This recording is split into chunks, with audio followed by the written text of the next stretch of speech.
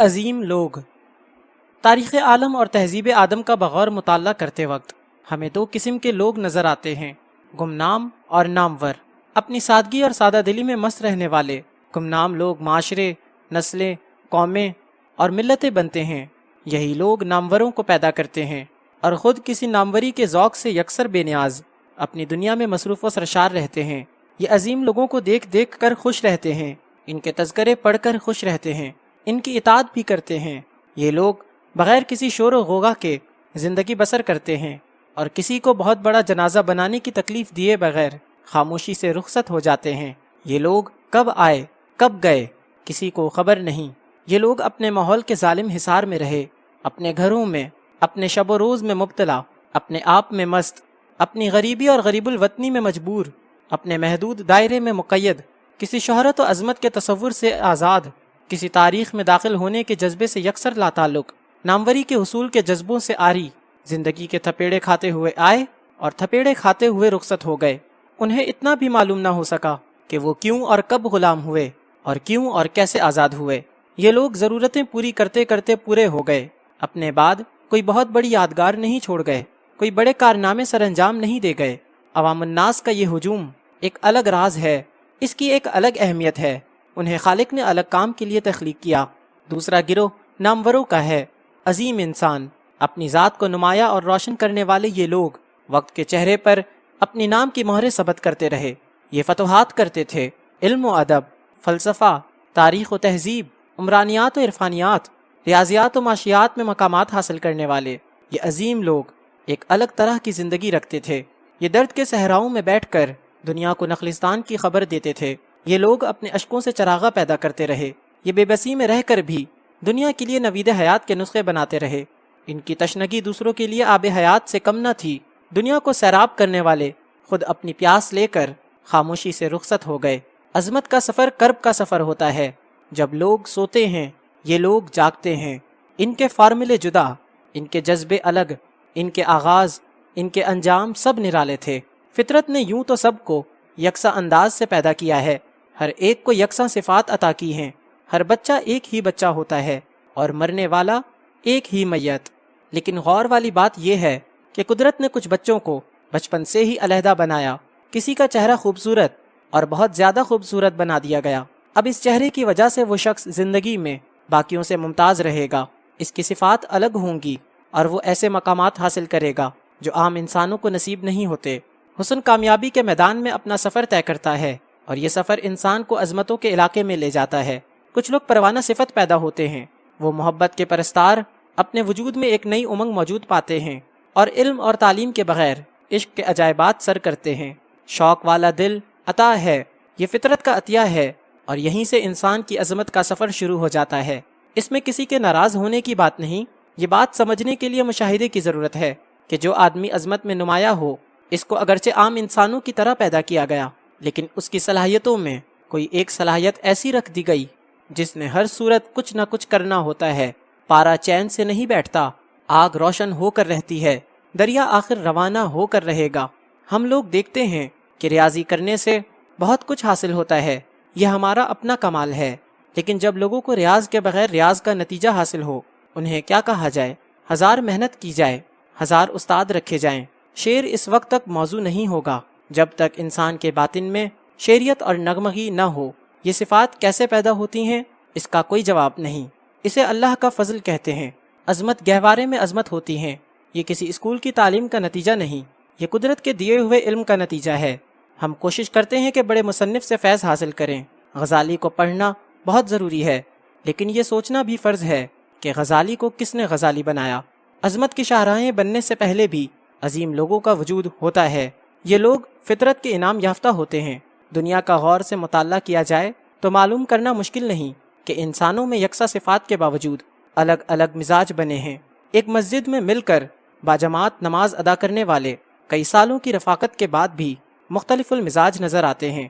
قدرت نے کچھ ایسا انتظام کیا ہے کہ ایک انسان جو بظاہر قابل توجہ نہیں، اس کو بھی پسند کرنے والے بلکہ پرستش کرنے والے مل جاتے ہیں۔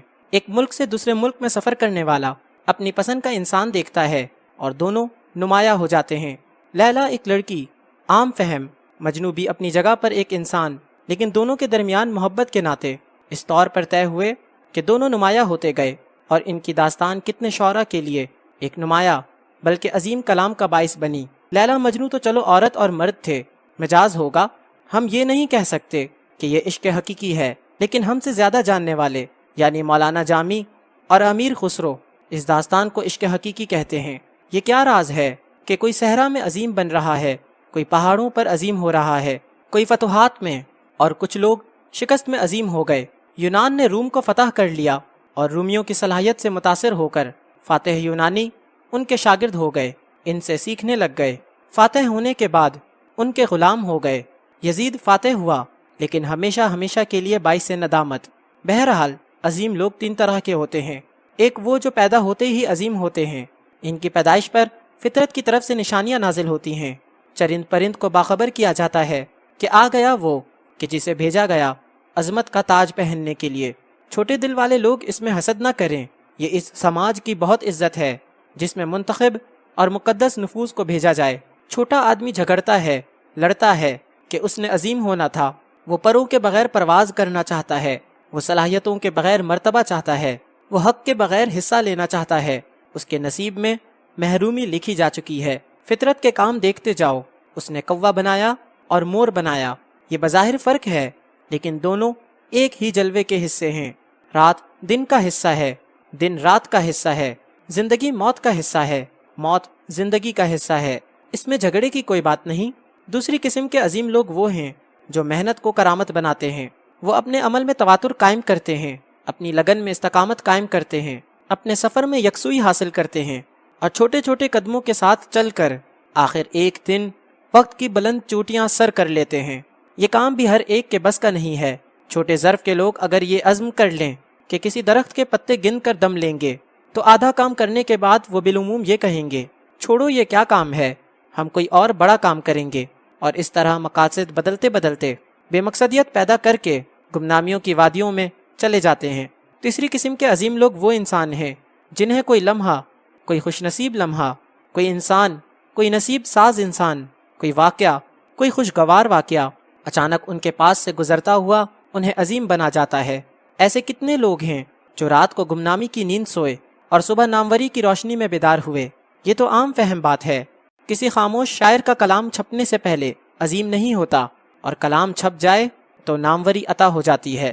ایک انسان اپنے شب و روز میں میانہ زندگی گزار رہا ہے، اس کے سامنے ایک چیلنج آتا ہے، وہ اس چیلنج کو قبول کرتا ہے اور ایک خوشبخت عمل کر گزرتا ہے، نتیجہ یہ کہ وہ عظیم غازی، علم الدین شہید بن جاتا ہے۔ اس طرح بے شمار مثالیں ہیں ان لوگوں کی جنہیں واقعات نے عظیم بنایا۔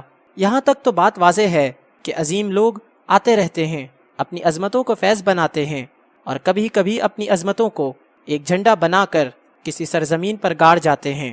آنے والی نسلیں انہیں دعائیں دیتی ہیں۔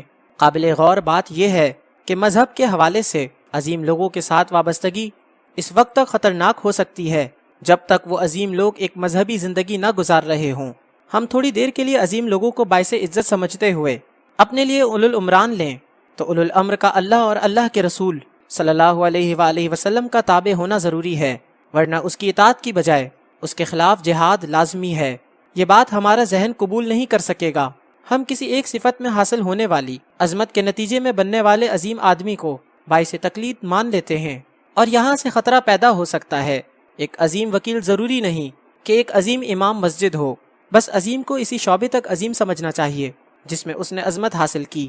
اس شعبے میں اس کی تقلید بھی جائز ہے، لیکن اس کو اس کے شعبے سے نکال کر دوسرے شعبے میں باعث عظمت ثابت کرنا دھوکہ ہے۔